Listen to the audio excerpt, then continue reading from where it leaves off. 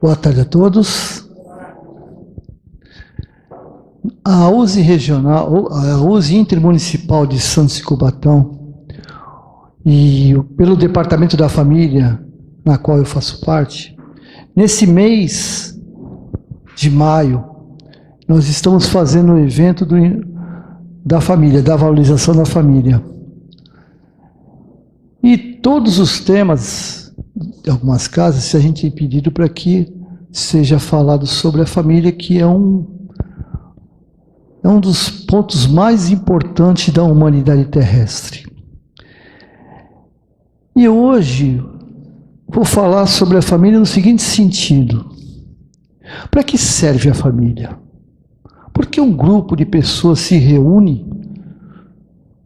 Muitos casos são afins e outros conflitos.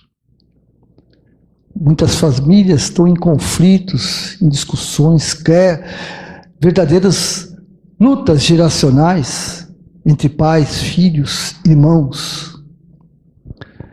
E a gente se pergunta por que tudo isso está acontecendo. Porque algumas famílias, como a gente costuma brincar, são famílias de anúncio de margarina, né? Tudo dá certo, muito bonito. E outras famílias são conflitos desde os pais, desde pequenos. Filhos sofrem, pais também. Casais se unem e de repente do nada se separam. 1, 2, 3, 4, 5 vezes, numa busca constante da metade da laranja, como se costuma dizer. Na realidade, tudo que acontece conosco, indiscriminadamente, tudo, nós sabíamos que ia acontecer.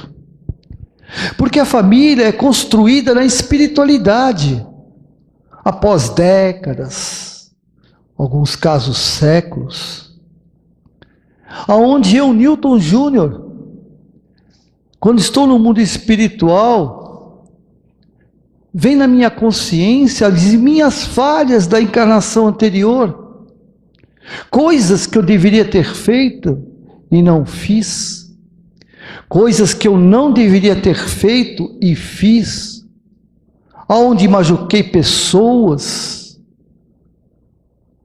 e principalmente me feri com as atitudes, porque quando eu faço algo que lá no fundo eu sei que é algo que eu não deveria fazer, mas que meu ego, meu orgulho, minha vaidade prevaleceu, e muitas vezes a minha arrogância. Por que arrogância? Porque eu sei que eu estou errado, eu sei o que eu estou fazendo não é certo, mas o meu orgulho não permite que eu diga para a pessoa, me desculpe, porque a minha arrogância, minha ferida emocional não deixa que isso aconteça.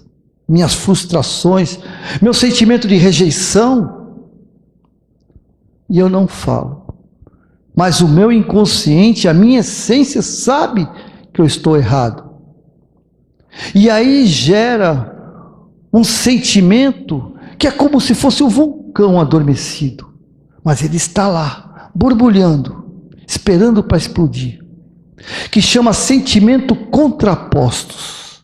Que significa que a minha essência é de bondade, é de compreensão, é de justiça, é de respeito. Eu sou assim, todos somos assim, porque afinal de contas somos a imagem e semelhança de Deus. Então somos, toda a criação, ela é bondosa, amorosa, justa, compreensiva, respeitosa, todos nós somos, mas não estamos, devido às nossas dores, que nada mais são essas dores e o que sentimento de vitimismo. Por que vitimismo? É uma palavra forte, mas é uma realidade em nós. Nós nos fazemos vítimas dos outros. Por que nós fazemos vítimas dos outros? Porque Jesus, o nosso modelo e guia, aquele que veio para nos mostrar o caminho da felicidade, da realização, da liberdade, não liberdade dos algozes, mas a minha liberdade pessoal, a liberdade de fazer com que a minha essência prevaleça, porque essa é a minha essência que eu acabei de falar. Mas nesse vitimismo de não ser compreendido, não ser amado, não ser aceito, não ser respeitado, eu me torno ou revoltado ou um depressivo, porque ninguém me ama, ninguém me quer. Mas Jesus me falou para mim: vós sois deuses, vós sois deuses. Podes fazer o que eu faço e muito mais. Então significa que nós somos a imagem e semelhança do Criador e a imagem e semelhança de Jesus, porque nós é o nosso irmão criado pelo mesmo Deus. E nós não conhecemos na história de Jesus um momento que ele tenha se feito vítima, nem mesmo quando estava sendo crucificado, nem mesmo quando estava sendo flagelado, nem mesmo quando foi preso e Pedro chegou a enfrentar os soldados do templo, ferindo um deles. E Jesus falou para Pedro: embanha a tua espada. Quem com ferro fere, com ferro será ferido. E complementou: se eu quisesse, eu invocaria os anjos de meu Pai e me libertaria. Em nenhum momento ele se vitimou, em nenhum momento. E nessa grande trajetória de cada um de nós, nos foi dado a segunda maior oportunidade de sermos felizes, de nos realizarmos, de se tornarmos pessoas melhores e espíritos felizes. A primeira oportunidade, sem dúvida, é a reencarnação. Essa é a primeira. É o maior tesouro, é o maior bem que cada um de nós, estejamos onde estejamos, da forma como estamos, enfermos espiritual, psicológico, emocional, fisicamente, não importa. Foi nos dada uma oportunidade, e esta oportunidade que nos foi dada, nós pedimos, ou melhor, nós imploramos esta oportunidade, para que conseguíssemos reverter esse processo que faz com que a dor do remorso possa ser aliviada.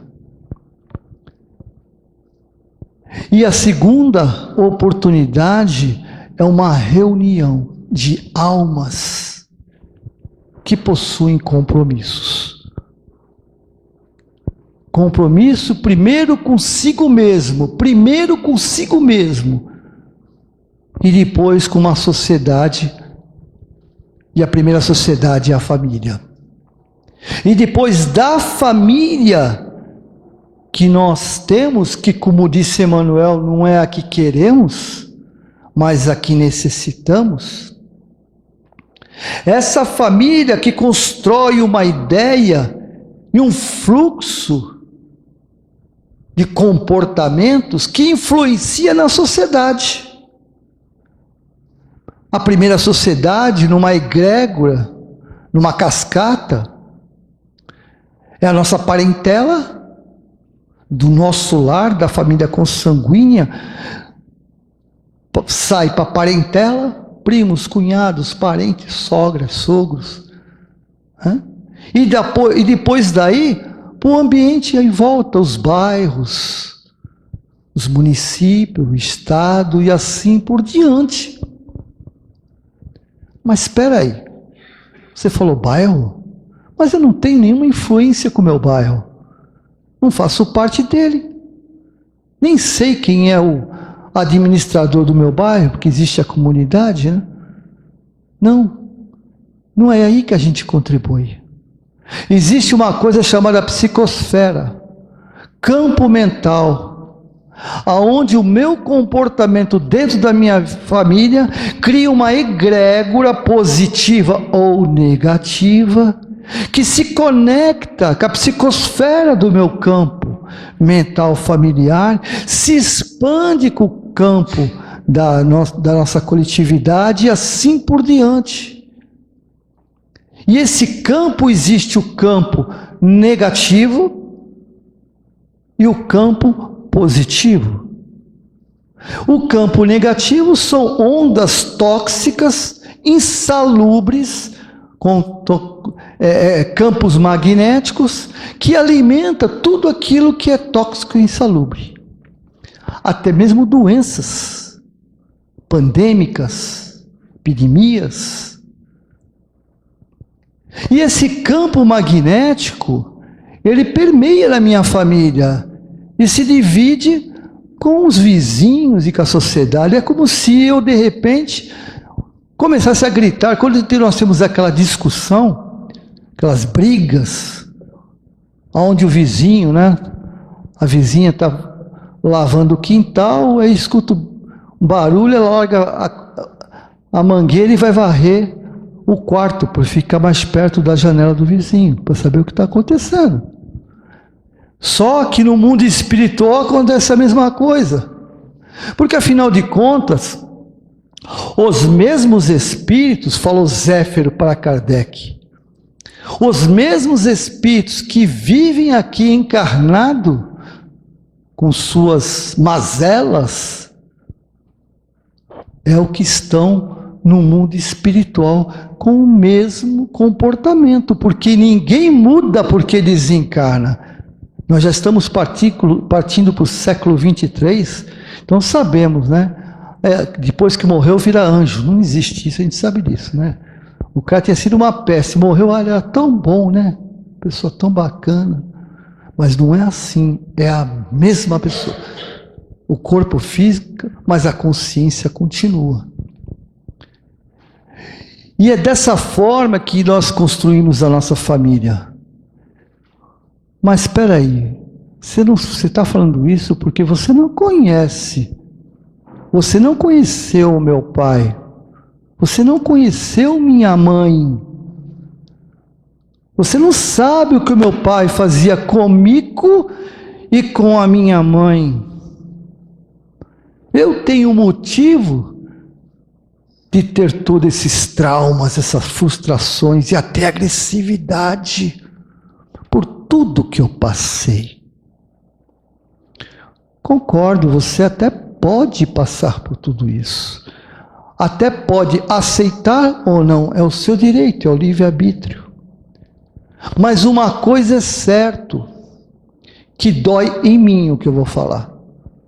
Dói em mim. Espero que não doe em vocês. Eu sabia de tudo isso. Eu pedi tudo isso. Que loucura! Eu pedi para passar por tudo isso. Pedi.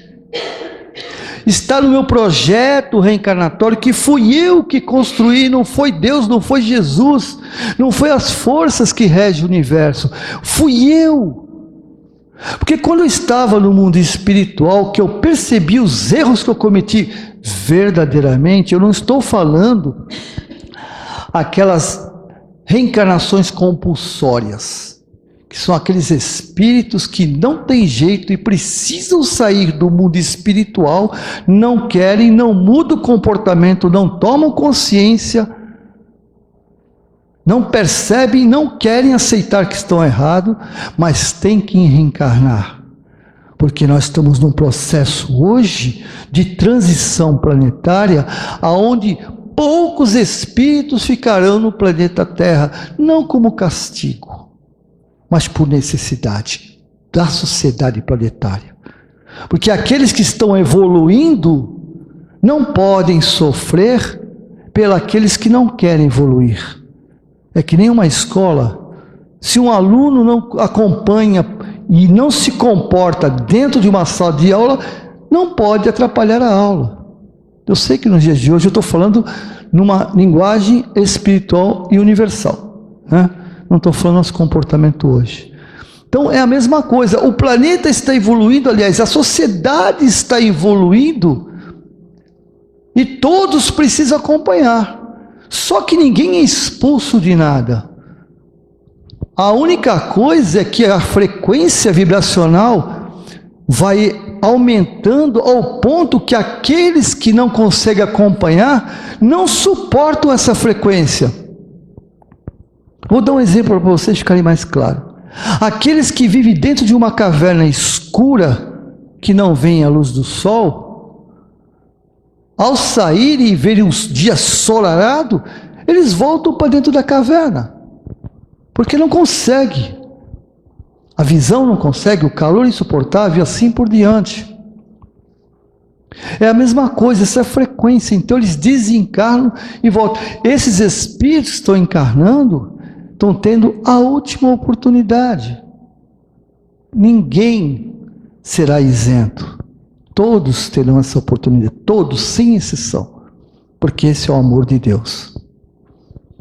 Então nós, quando estamos na espiritualidade, que percebemos, eu percebi que eu estava errado, meu Deus, como eu retificar isso aqui? Eu fui muito egoísta, eu fui muito orgulhoso, eu fui muito rancoroso, e se eu prejudiquei pessoas, feri pessoas, destruí pessoas, que coisa horrível, como eu pude fazer isso?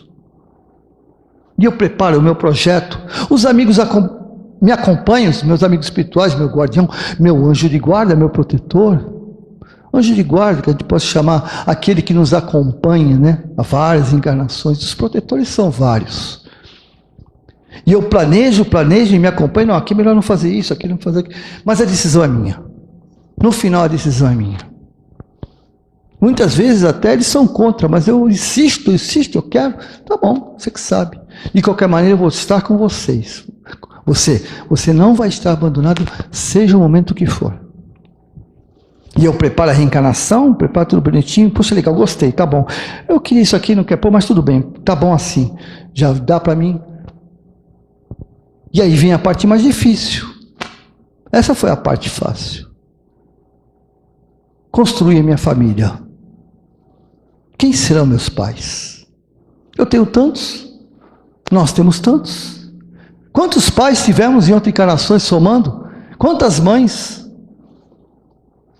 Muitas até se oferecerão a ser minha mãe. Mas vai depender de um monte de fatores técnicos, vibracionais, para poder vivenciar essa maternidade. Fazer parte desse útero. Como o próprio André Luiz falou, cada célula nossa é um quanto de energia, mas a criança que vem em meu útero tem que ter um padrão similar para poder se desenvolver no útero. Então eu começo a buscar. E às vezes aquela pessoa, a gente fala muito que o meu filho é um adversário do passado, não necessariamente, viu? Não necessariamente. Porque às vezes esse que no passado eu fiz muito mal, já não está no meu padrão vibracional, ele já evoluiu. Porque ninguém pode ficar preso à minha maldade, os meus erros. Isso seria uma crueldade. Seria uma crueldade.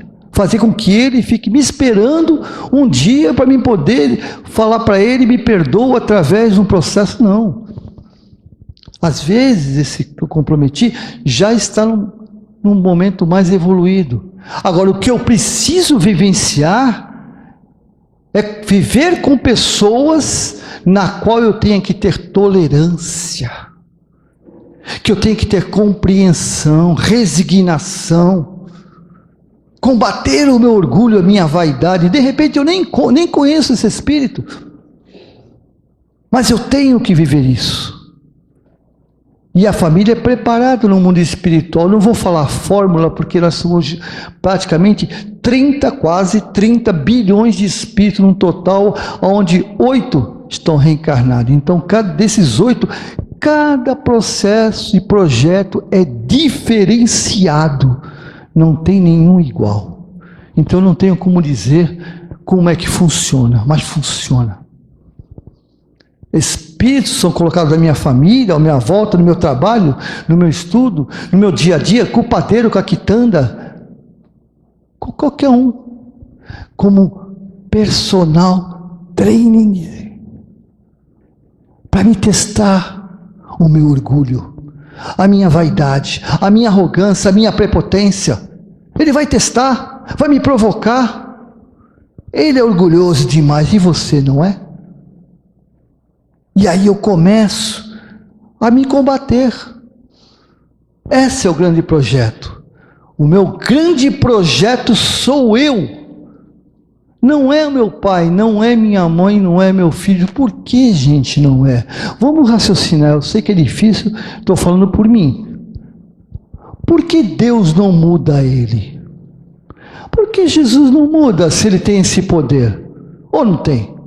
O Jesus é o nosso governador planetário, ele movimenta o nosso planeta, mas por que ele não interfere no meu filho, no meu marido, na minha esposa, no meu pai, na minha mãe? Por que ele não interfere? Quem sou eu para poder querer mudar o outro?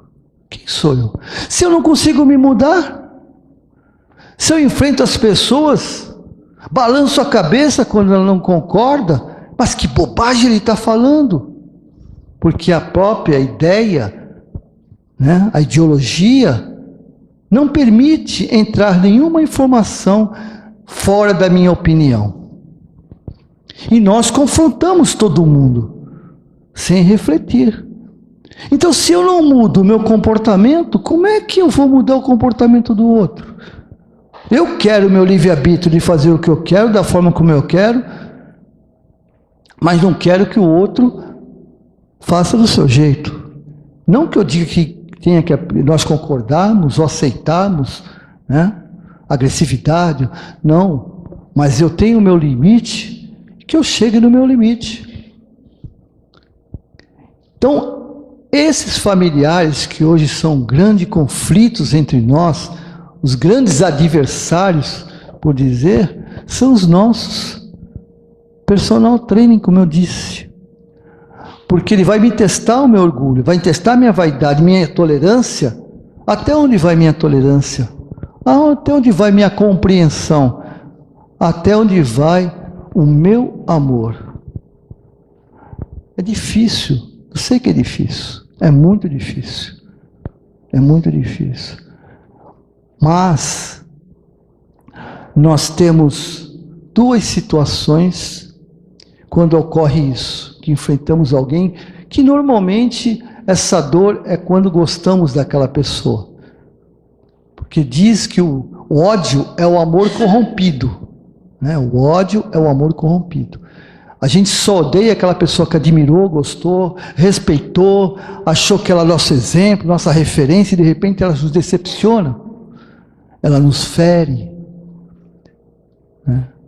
Então nós ficamos muito decepcionados, vem a raiva que é alimentada, chega ao ódio.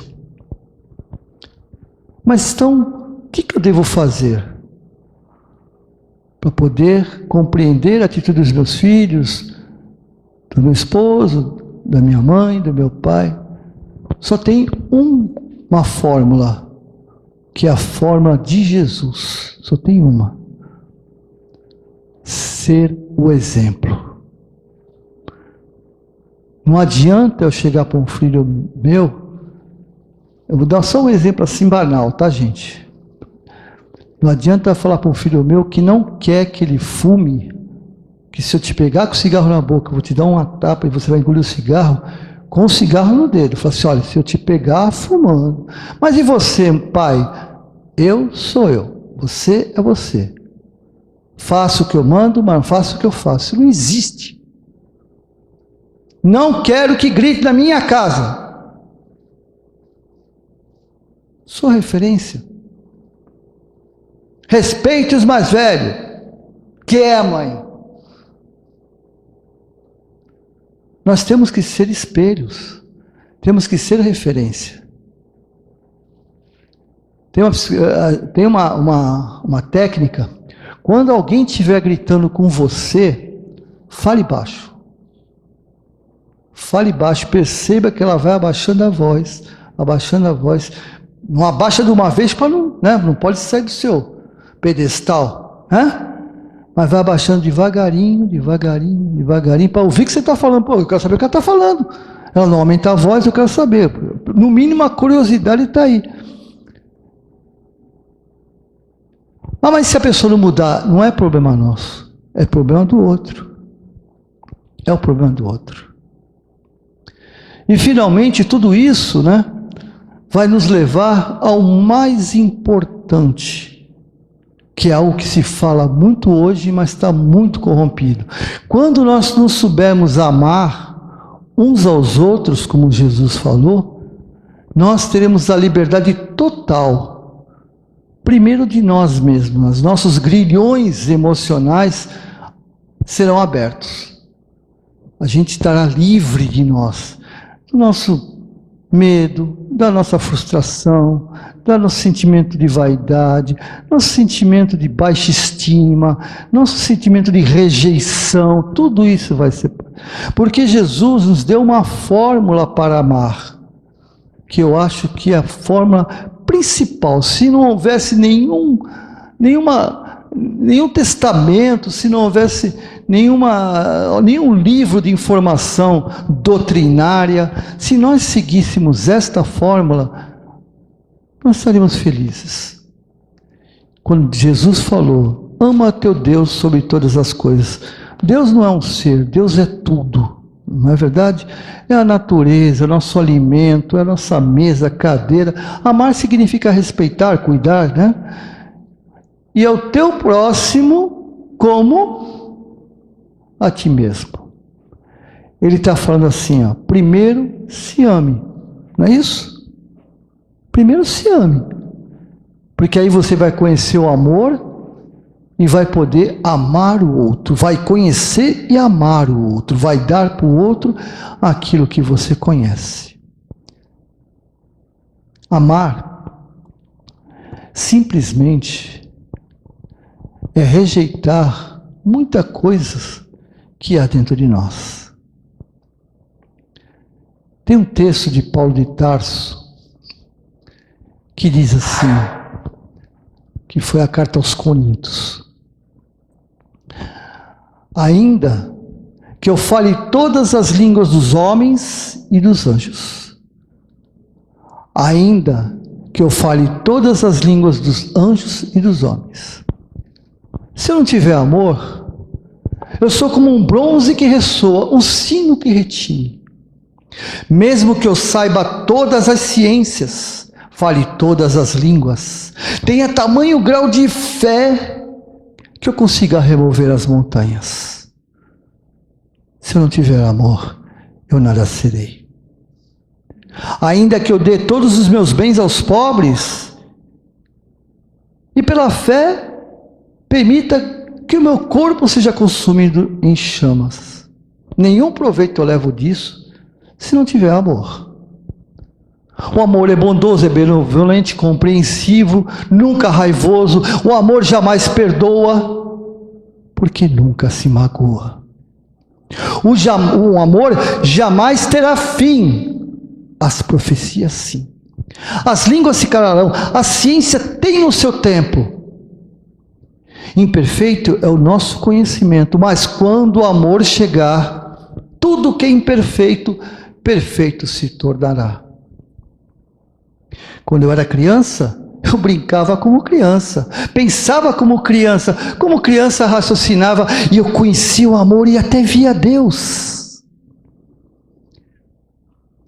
Mas me tornei adulto, me despojei dos atributos de criança, comecei a ver Deus através do espelho.